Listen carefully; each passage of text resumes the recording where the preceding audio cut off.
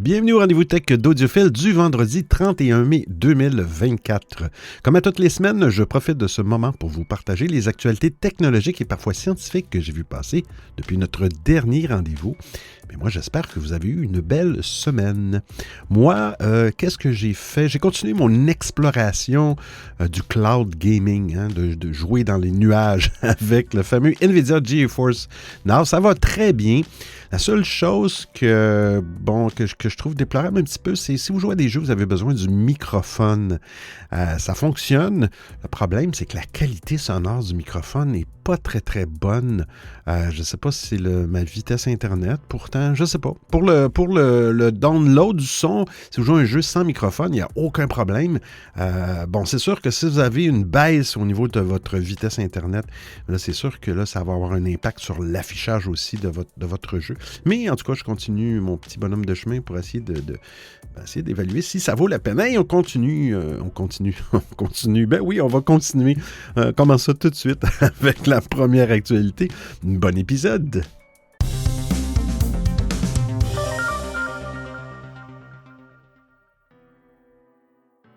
Windows 11 avec Recall, Microsoft enregistre toutes vos activités. Oh là là! En marge de la présentation de sa nouvelle gamme de PC Surface dopée à l'intelligence artificielle, Microsoft a dévoilé une nouvelle fonctionnalité tirant elle aussi parti de l'intelligence artificielle à venir prochainement sous Windows 11. Une fonctionnalité imaginée par Microsoft pour résoudre l'un des problèmes les plus frustrants que nous rencontrons quotidiennement, à savoir trouver quelque chose que nous savons avoir vu auparavant sur notre PC. Eh bien, avec Recall, Microsoft veut vous enlever un lourd fardeau, ce lourd fardeau, celui de devoir se souvenir dans quel dossier, sur quel site web et dans quel courriel se trouve l'élément que vous recherchez. Le fonctionnement de Recall est un peu plus simple. Le module va se charger d'enregistrer une image de toutes les manipulations que vous réalisez à intervalles réguliers sur votre ordinateur afin de les consigner dans un historique dédié. Concrètement, il vous suffira de saisir un mot-clé dans le champ de recherche de Recall pour que le module affiche une frise chronologique regroupant toutes les actions passées se rapportant à votre requête. Vous n'aurez alors qu'à faire défiler le curseur sur la timeline pour retrouver ce que vous recherchez. Le module fonctionnera aussi bien pour un élément issu d'une application que d'une recherche sur le web ou d'un document. Vous pourrez ainsi ouvrir ces instantanés directement dans leurs applications originales. Mais le fait que Windows 11 enregistre et conserve toutes vos activités risquent d'en refroidir plus d'un, notamment pour des raisons de confidentialité, c'est sûr. Pour vous rassurer, Microsoft explique que sa fonction Recall se base uniquement sur des données stockées localement qui seront chiffrées qui plus est. L'outil tire parti de votre index sémantique personnel, construit et stocké entièrement sur votre appareil, explique la firme de Redmond dans son billet de blog. Par ailleurs, les paramètres de Recall doivent, en principe, vous permettre d'exclure certaines applications et sites web de l'enregistrement. Microsoft précise que son module Recall nécessitera au moins 256 gigaoctets d'espace minimum sur le disque dur de la machine, dont 50 gigaoctets disponibles. Par défaut, Windows 11 allouera 25 gigaoctets d'espace de stockage à ces instantanés enregistrés par Recall, ce qui correspond à peu près à 3 mois d'historique. Il sera néanmoins possible, en fonction de la configuration de votre machine, d'augmenter l'espace alloué à l'enregistrement des instantanés de Recall.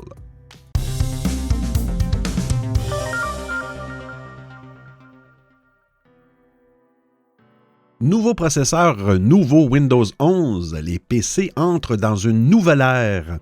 En 2020, Apple a lancé sa première puce Apple Silicon basée sur les architectures ARM. En abandonnant les processeurs Intel au profit de sa propre technologie, la firme de Cupertino a été en mesure de proposer des Mac ultra performants, mais qui consomment peu d'énergie et qui ont donc une très bonne autonomie. L'année dernière, l'entreprise Qualcomm a présenté sa puce Snapdragon X Elite, capable de rivaliser avec les puces Apple Silicon. Par la suite, celle-ci a lancé une autre version baptisée Snapdragon X Plus.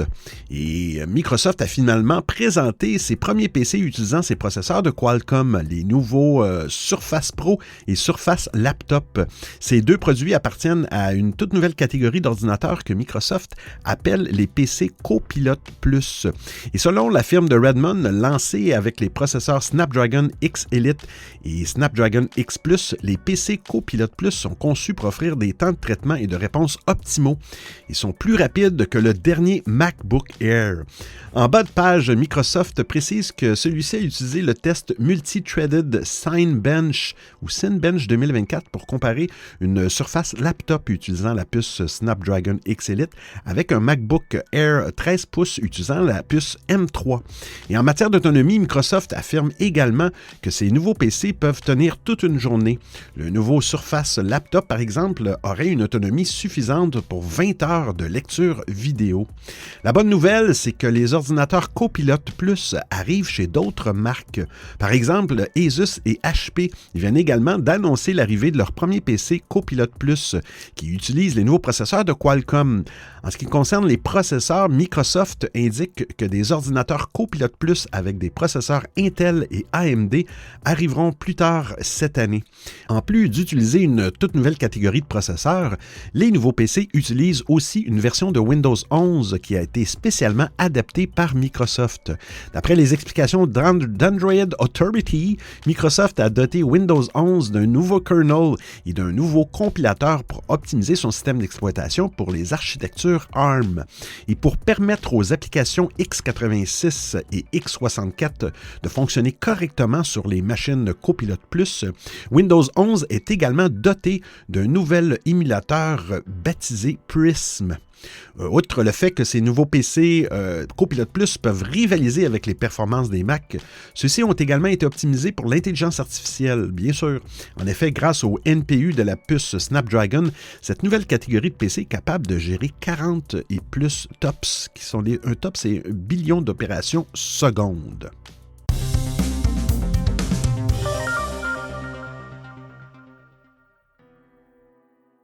Voici le site que tous les gamers devront visiter avant d'acheter un nouveau PC. On parlait des Copilot Plus.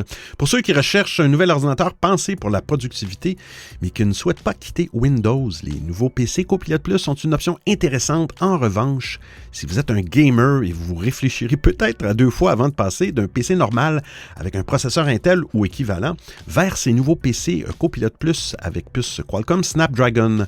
En effet, si ces machines sont très puissantes, elles s'appuie sur l'architecture ARM. De ce fait, il est possible qu'il y ait des problèmes de compatibilité avec certains logiciels, dont les jeux. Mais la bonne nouvelle, c'est qu'il existe déjà un site web pour savoir si votre titre préféré sera compatible avec un PC Copilot Plus. Celui-ci a été développé par le groupe de développeurs Linaro et d'après The Verge, celui-ci a été évoqué par Microsoft lors de sa conférence Build 2024.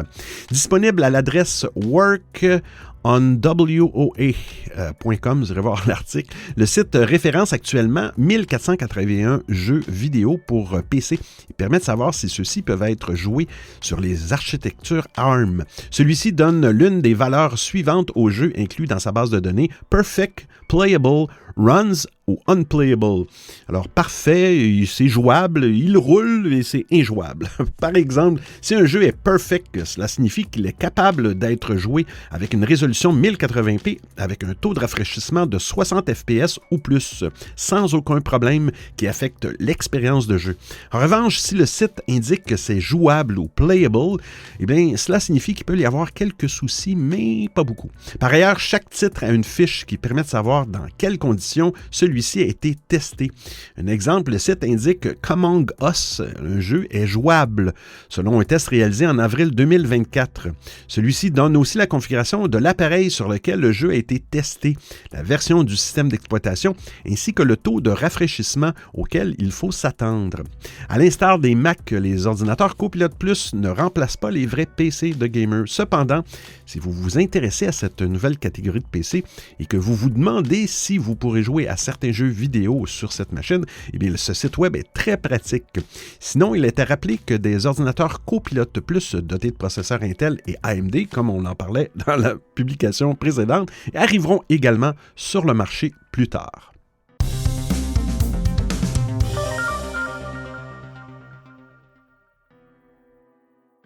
Sur Android, Outlook Lite peut maintenant gérer vos SMS. Il y a un peu moins de 2 ans, Microsoft inaugurait Outlook Lite, une version allégée de son client mail à destination des téléphones intelligents Android ou smartphones. Cette version simplifiée d'Outlook, qui reprend les principales fonctionnalités de l'application originale, est principalement prévue pour fonctionner sur des appareils à la configuration modeste. Comparé à l'application originale, ce client de messagerie qui ne pèse que quelques mégaoctets a l'avantage d'être peu gourmand en ressources. Il fonctionne sur des appareils n'embarquant qu'un gigaoctet de RAM et peut surtout être utilisé sur des appareils disposant d'une connexion à Internet limitée. Si jusqu'à maintenant l'application ne permettait de gérer que vos courriels, une récente mise à jour lui a permis d'ajouter une nouvelle corde à son arc. La version allégée du client mail de Microsoft peut à présent être configurée pour gérer les SMS sur votre smartphone. En plus de donner accès à votre messagerie électronique, à votre calendrier et à votre carnet d'adresses, Outlook Lite embarque depuis sa dernière mise à jour un nouvel onglet SMS. L'appli peut à présent être utilisée à la place de l'application Messages configurée nativement sur votre smartphone. Pour Microsoft, l'arrivée de la gestion des SMS dans la version allégée d'Outlook est un premier pas vers une intégration plus poussée des SMS dans son client de messagerie. La firme de Redmond précise qu'elle souhaite intégrer à l'avenir de nouvelles fonctionnalités allant en ce sens. Elle entend ainsi proposer une meilleure intégration des SMS avec les courriels, le calendrier et les contacts. Surtout, Microsoft prévoit de proposer la sauvegarde des SMS dans le nuage, dans le cloud, et d'introduire des fonctions de sécurité améliorées sans toutefois entrer dans les détails. Il n'est cependant pas difficile d'imager ce à quoi pense Microsoft. Le géant américain pourrait par exemple intégrer un système de filtrage permettant de trier les messages et d'envoyer directement dans la corbeille les missives indésirables telles que les spams et tentatives de phishing. Il faudra sans doute patienter encore plusieurs mois avant de le savoir.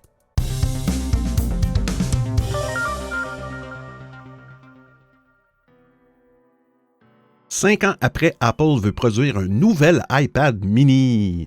Selon les dernières rumeurs à son sujet partagées par le média ZDNet Korea, une nouvelle génération de tablettes de petite taille serait en cours de conception.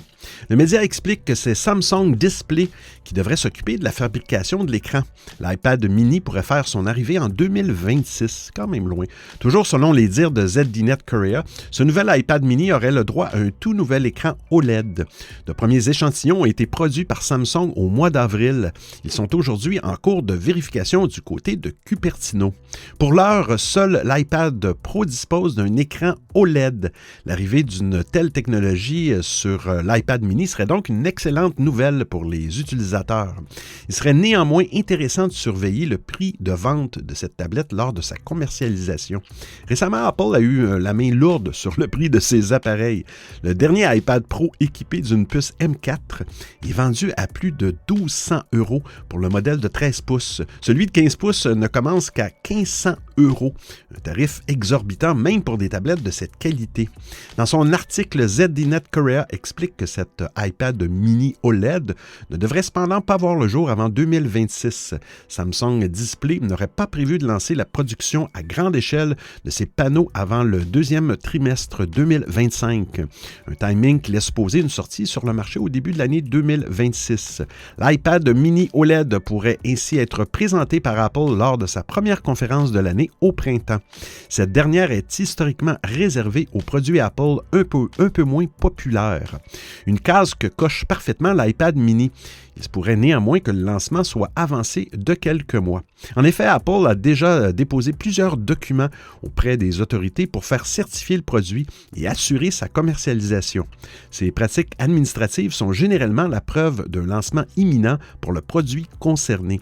Il serait étonnant de voir Apple attendre près de 2 ans avant de commercialiser l'iPad mini, surtout si toutes les autorisations ont déjà été obtenues.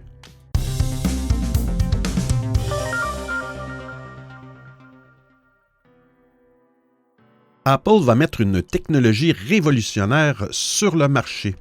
La grande nouveauté de l'iPhone 15 Pro est invisible. Il s'agit de sa puce. Mais la firme de Cupertino le sait. Elle a réussi à prendre une longueur d'avance sur ses concurrents avec cette A17 Pro. En effet, la marque à la pomme a été la première à intégrer une puce gravée en 3 nanomètres. Cette technologie, propriété de TSMC, permet à Apple d'avoir un gain de performance énorme par rapport au reste du marché. La pomme croquée gage également en économie d'énergie, la puce pouvant fonctionner à la même puissance que les anciens modèles tout en consommant moins. Mais selon les dernières informations du média Economic Daily News, Apple ne voudrait pas se limiter à cette A17 Pro pour les années à venir.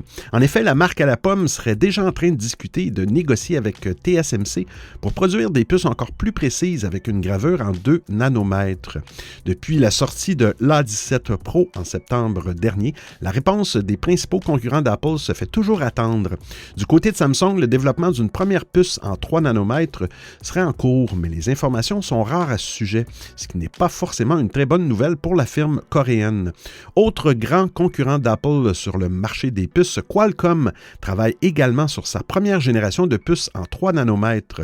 Le Snapdragon 8 Gen 4 devrait être le premier processeur construit autour de cette technologie, mais sa sortie est attendue pour le début de l'année 2025, pas avant.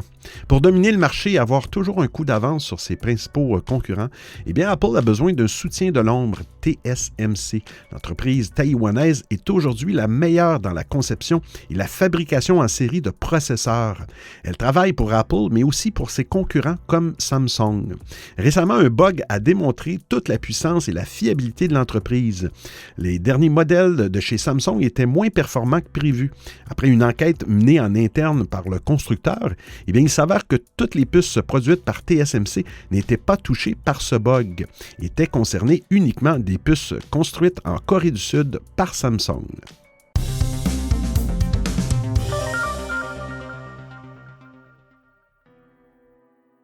Google Drive, nouvel aperçu des fichiers.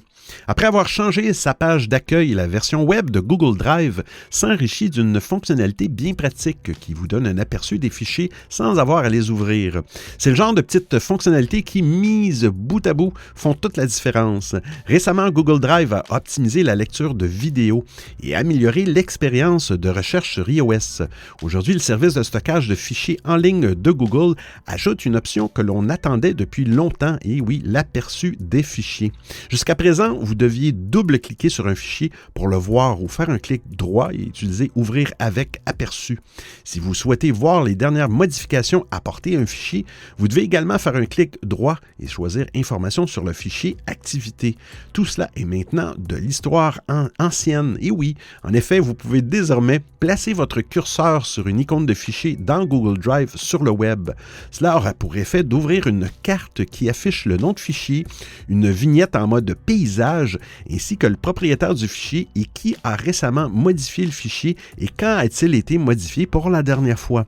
Enfin, une étoile dans le coin supérieur droit de la carte permet de l'ajouter rapidement à vos favoris.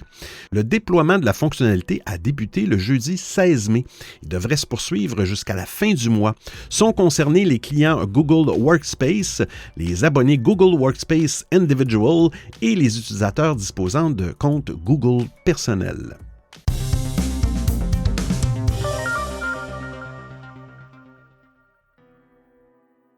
Google Pay simplifie et sécurise vos achats.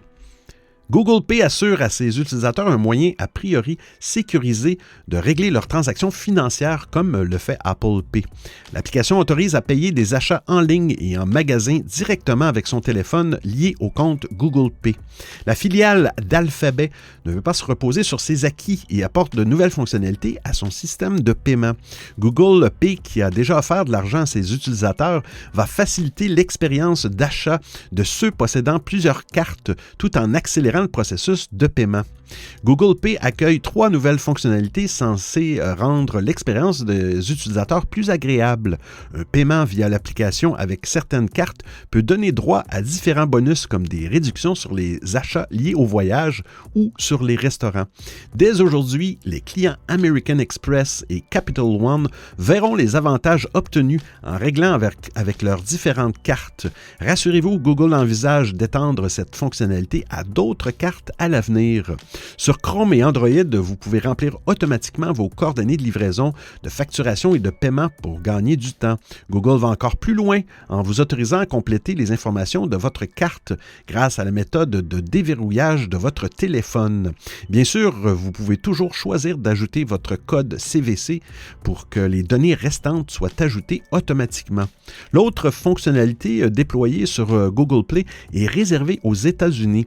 L'option « Acheter maintenant, payer plus tard », autorisant à échelonner ses paiements ou à les régler dans 30 jours, devient disponible sur un plus grand nombre de sites marchands. Vous écoutez le Rendez-vous Tech d'Audiophile.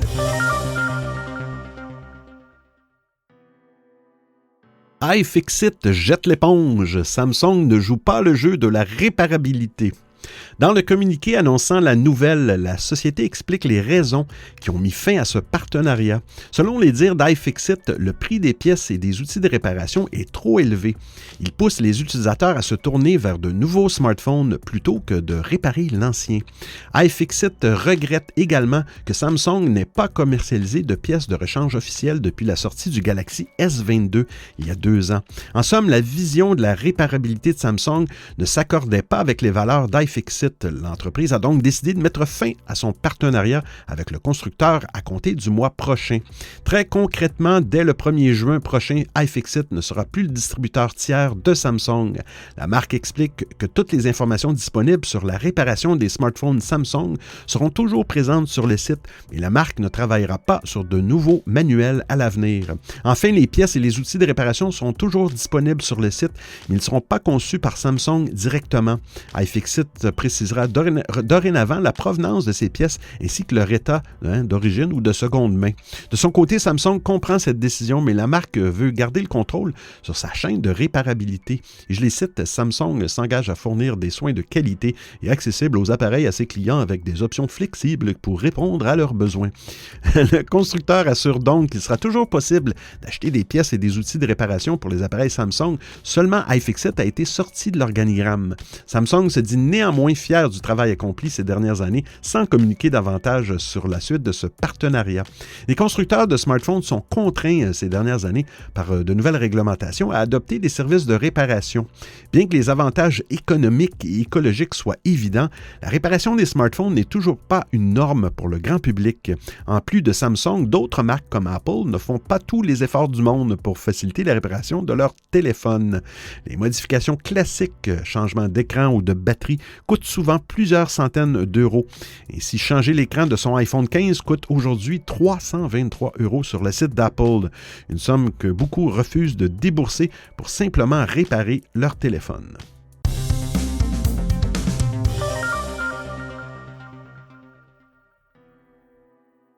WhatsApp, avec cette faille, les gouvernements peuvent savoir à qui vous envoyez des messages. Et oui, WhatsApp et la sécurité sont censés ne faire qu'un. Tout le principe d'une messagerie chiffrée de bout en bout est que vos conversations soient en sécurité, à l'abri du regard des autres. La confidentialité est donc un point primordial pour la plateforme qui rassemble plus de 2 milliards d'utilisateurs dans le monde.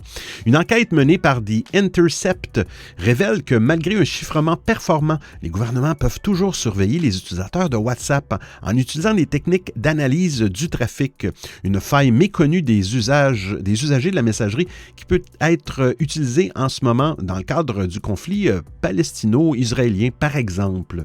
L'analyse du trafic est une méthode de surveillance utilisée depuis plusieurs années.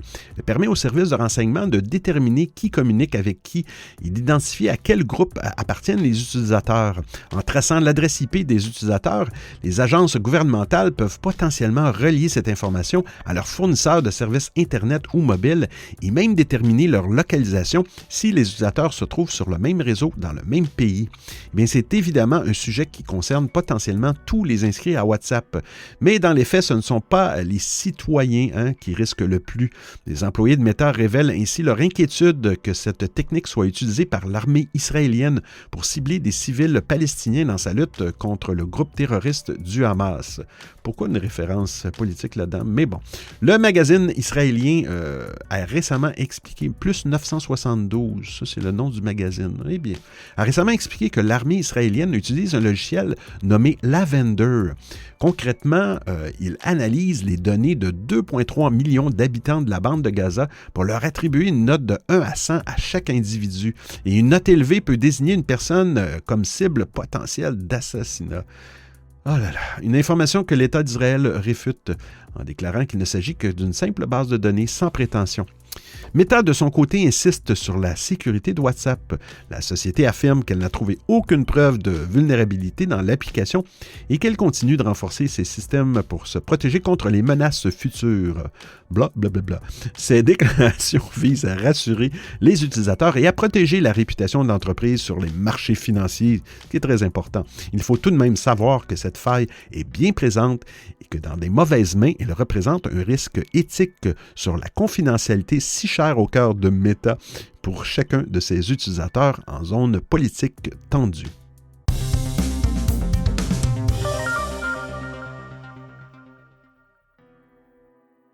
La messagerie ICQ disparaîtra définitivement. Je ne sais pas si vous avez connu ça, ICQ. Moi, je l'ai bien connu. C'est terminé ou presque pour ICQ, la fameuse messagerie instantanée qui a accompagné bon nombre de pionniers du web.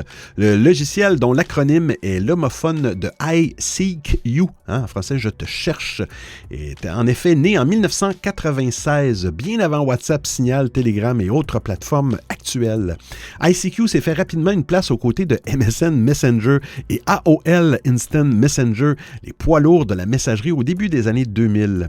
Le groupe russe VK, qui est propriétaire d'ICQ, a sobrement annoncé la fin des opérations pour le 26 juin, invitant les utilisateurs à utiliser VK Messenger ou la déclinaison pour entreprise VK Workspace à la place.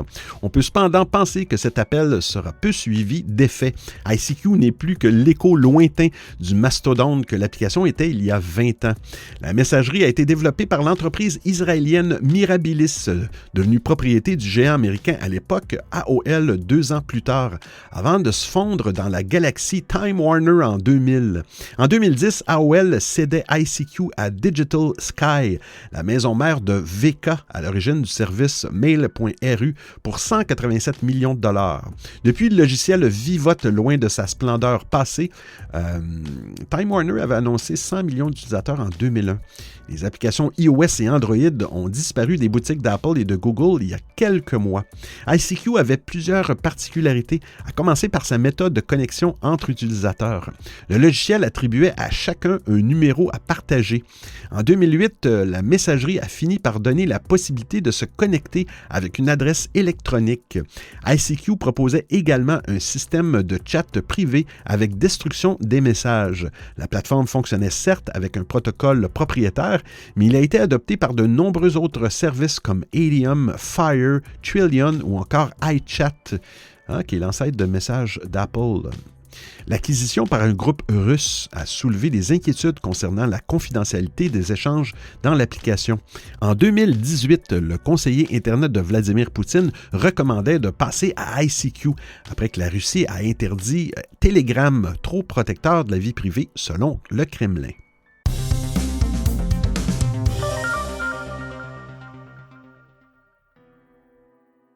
Sonos multiplie les mises à jour pour regagner la confiance de ses utilisateurs.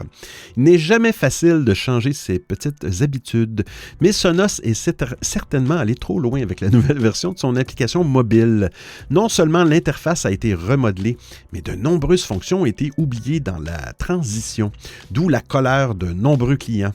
Dans un premier temps, le constructeur a tenté de faire valoir le courage qu'il avait fallu pour changer l'application en profondeur. Un peu court lourd et surtout pas très respectueux des problèmes vécus par les utilisateurs, notamment au niveau des fonctions d'accessibilité manquantes.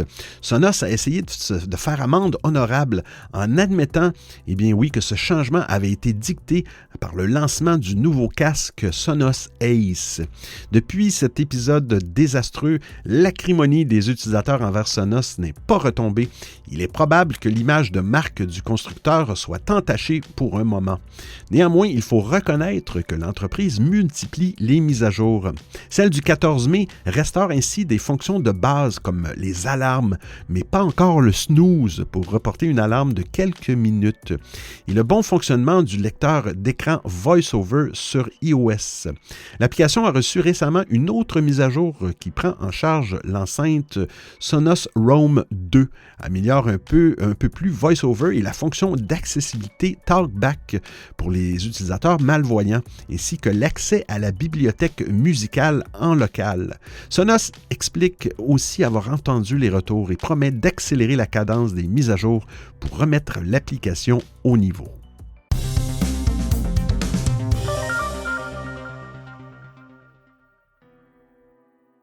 Neuralink va implanter son interface cerveau-ordinateur dans un second patient. Neuralink, société d'interface cerveau-ordinateur d'Elon Musk, se prépare à poser son implant sur un deuxième patient malgré le dysfonctionnement de son dispositif lors de son premier test.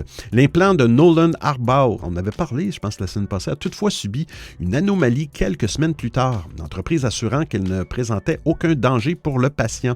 Une correction a même été soumise à la Food and Drug Administration, la FDA, organisme américain de surveillance des médicaments et qui l'a accepté. N1, le premier implant de Neuralink, est composé de 64 fils externes, chacun plus fin qu'un cheveu humain. Ils sont insérés dans le cortex moteur du cerveau pour relayer les signaux neuraux. Eh bien, problème, la majorité de ces fils se sont détachés dans le cerveau de Nolan Arbaugh, empêchant de lire les signaux électriques nécessaires pour traduire ses pensées. La société a apporté des modifications logicielles au dispositif afin de permettre aux patients de retrouver des fonctionnalités de l'appareil avec succès. Cependant, seuls 15% des fils demeurent connectés à son cerveau. Pourquoi les autres 85%, pourquoi ils ne sont pas nécessaires? Je ne sais pas. Afin d'éviter que ce phénomène ne se reproduise, Neuralink propose d'implanter des fils à 8 mm dans le cerveau contre 3 à 5 mm pour Arbaugh. Une solution acceptée par la FDA, ouvrant la voie de tests humains supplémentaires. Et la semaine dernière, Elon Musk annonçait que l'entreprise acceptait les candidatures pour un second patient. Avec sa technologie, Elon Musk souhaite participer au traitement de plusieurs pathologies, que ce soit la paralysie, la cécité ou même certaines maladies psychiques comme la dépression. Ainsi, Neuralink se prépare déjà à implanter une seconde personne dès le mois de juin. La firme ambitionne de faire grimper ce nombre à 10 au courant de l'année. Plus de 1000 personnes tétraplégiques se sont inscrites au registre des patients de Neuralink, bien que moins de 100 d'entre eux soient qualifiés pour l'étude. La start-up cherche également à tester son implant sur un ensemble diversifié d'individus pour étudier divers comportements. Je fais bien des blagues, mais c'est quand même génial si la technologie peut aider ces gens qui sont atteints de ces graves maladies.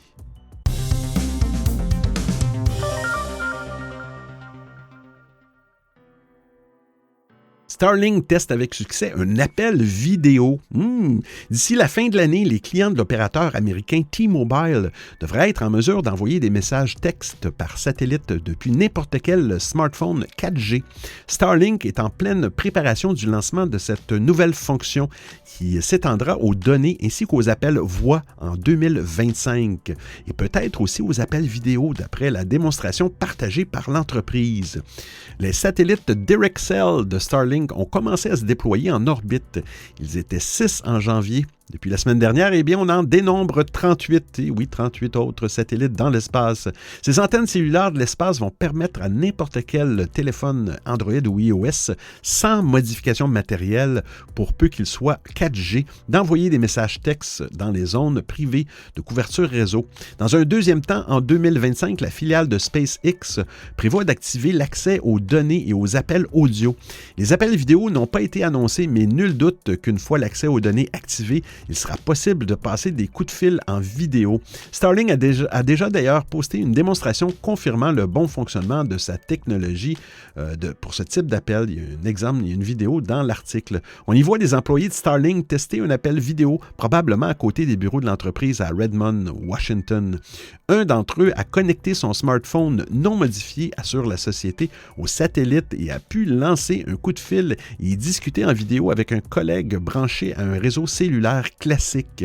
La qualité de la vidéo n'a rien d'exceptionnel, elle représente quelques artefacts, mais enfin on parle d'une connexion en orbite. Certains appels vidéo passés sur des réseaux cellulaires traditionnels sont pires encore.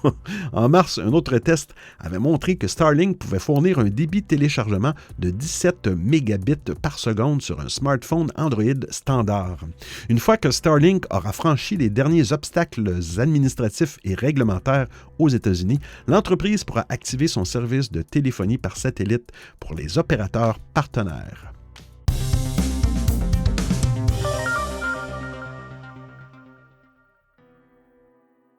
La technologie ultra-luxe est 1000 fois plus lumineuse que l'OLED. Les OLED ou diodes électroluminescentes organiques sont des dispositifs où chaque pixel émet sa propre lumière. Cette technologie a gagné en popularité ces dernières années grâce à sa capacité à offrir des noirs profonds et des couleurs vives. Cependant, elle présente des limites, notamment en termes de luminosité maximale. Paul Heremans, qui est chercheur principal chez IMEC, explique dans l'article publié dans Nature que, je cite, la densité de courant des OLED est environ 300 fois plus faible que celle des LED utilisant des semi-conducteurs cristallins. Cela signifie que les écrans OLED peuvent être difficiles à utiliser en plein soleil car ils ne sont pas suffisamment lumineux. Le projet Ultralux utilise le perovskite comme matériau semi-conducteur dans les LED. Il permet une luminosité jusqu'à 1000 fois supérieure à celle des OLED. Le perovskite, est un matériau déjà utilisé dans les cellules photovoltaïques pour sa capacité à supporter des densités de courant élevées. Et je cite, cette nouvelle architecture de couches de transport d'électrodes transparentes et de perovskite comme matériau actif peut fonctionner à des densités de courant électrique des dizaines de milliers de fois plus élevées que les OLED conventionnels, explique Paul Heremans. Les PE-LED pourraient bien être l'avenir des écrans de nos ordinateurs ou smartphones. Même si une commercialisation n'est pas immédiate, ces diodes pourraient transformer en profondeur les technologies d'affichage grâce à leur luminosité exceptionnelle et leur efficacité énergétique. Les avancées réalisées par IMEC avec les PE-LED ouvrent également la voie à de nouvelles applications. Ces LED pourraient servir dans les lasers d'injection de perovskite, promettant des avancées dans la projection d'images, la détection environnementale et les diagnostics médicaux. Les PE-LED développés par IMEC pourraient bien représenter une avancée majeure dans la technologie des écrans. Leur capacité à atteindre des niveaux de luminosité inédits et leur efficacité énergétique en font une technologie à suivre. Alors que les recherches se poursuivent, il est clair que les PE-LED ont le potentiel de remplacer l'OLED. Alors j'espère que vous appréciez le format et le contenu de l'émission. Si vous avez des suggestions d'actualité, des commentaires, vous voulez m'envoyer un message audio ou simplement me payer un café, eh bien c'est très simple. Vous trouverez tous les liens sur linktr.ee/audiophile. Il y a même une section nommée Docu, le rendez-vous tech d'Audiophile intégral avec l'ensemble des références web ou liens URL. Et je vous remercie de m'avoir prêté vos oreilles pendant l'écoute de cet épisode. Et oui, c'est terminé pour aujourd'hui. Je ne chanterai pas de chanson cette semaine, je vous le promets. J'espère que vous avez apprécié le contenu. On se retrouve la semaine prochaine pour un autre épisode du Rendez-vous Tech d'Audiophile. D'ici là, portez-vous bien. Ciao tout le monde.